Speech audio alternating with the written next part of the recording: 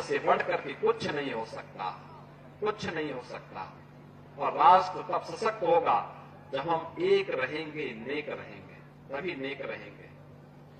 बटेंगे तो कटेंगे। आप देख रहे हैं ना, बांग्लादेश में देख रहे हो ना, तो वो गलतियां यहां नहीं होनी चाहिए। बटेंगे तो कटेंगे, एक रहेंगे तो नेक रहेंगे,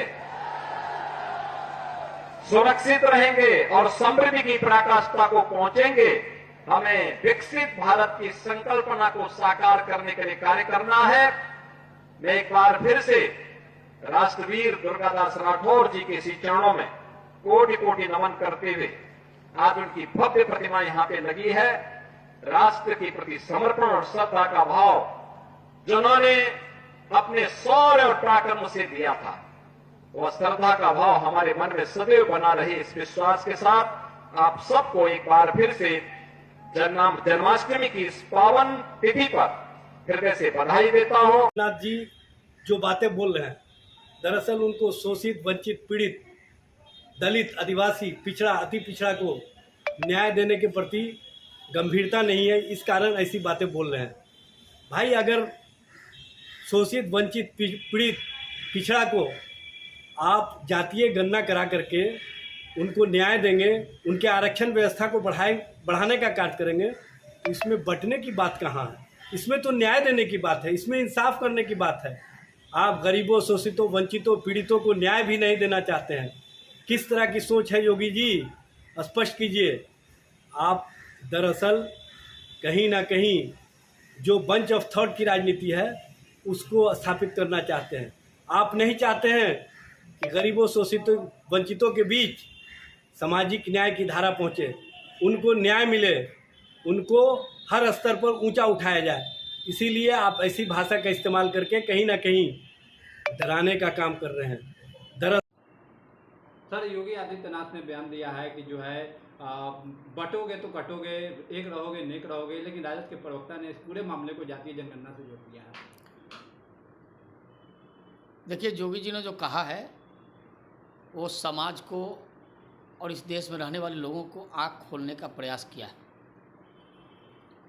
स्वाभाविक है, कोई भी परिवार अगर बंटता है तो कमज़ोर होता है, परिवार एकजुट होता है तो एक ताकत होता है, मजबूती दिखता है।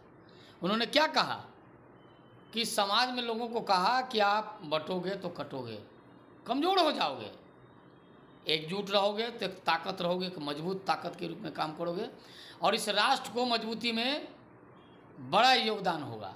कमज़ोर रहेंगे तो क्या करेंगे? कमज़ोर व्यक्ति कुछ नहीं कर पाता है। इसलिए मजबूत बनने का, एकजुट होने का आह्वान किया उन्होंने कहा है, समाज की ओर इशारा करते हुए कहा कि बटो मत, बटोगे तो बहुत दिक्कत होगा, बहुत परेशानी होने वाली है। इसीलिए लेकिन राष्ट्रीय जनता दल के वाले को हर चीज़ में खुरापात दिखता है जी। राष्ट्रीय जनता दल के चश्मे अलग हैं, देखने के चश्मे, देखने का नज़रिया अलग है। राष्ट्रीय जनता दल के नेताओं से हम कहेंगे, चिंता मत करिए, एक दिन सर से पानी जो ऊपर निकलने लगेगा तो अपने छटपटाने लगेगा। समाज को एकजुट रखने का प्रयास करिए, समाज को जातियों में बांटने का प्रयास मत करें। समाज को तोड़ने वाले कभी भी देश का और राष्ट्र का, राज्य का भला नहीं किया है, वो परिवार का ही भला कर सकता है। लेकिन उनका तो कहना है कि जाति जनगणना कराकर जो है शोषित वंचितों को हम लोग न्याय दे सकते हैं। कभी कब जाति का वो कब आरक्षण दिया उन्होंने किसी को? गणना करने से नहीं कुछ मिलने वाला है। हम तो कहना चाहते हैं कि ओबीसी को जब संवैधानिक दर्जा देने की बात थी तो यही लालू प्रसाद जी की पार्टी के सांसद और मुलायम सिंह की पार्टी के सांसदों ने विरोध किया था। तो ये न अगड़ा के हैं, न पिछड़ा के हैं, न दलित के हैं, न शोषित के हैं, ये सब के सब परिवारवादी हैं। ये गणना, जातीय गणना की बात कर रहे हैं, कराइए ना, कौन रोका है? जातीय गणना से क्या होगा?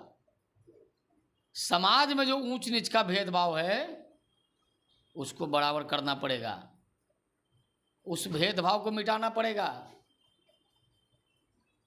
उस पर काम करिए।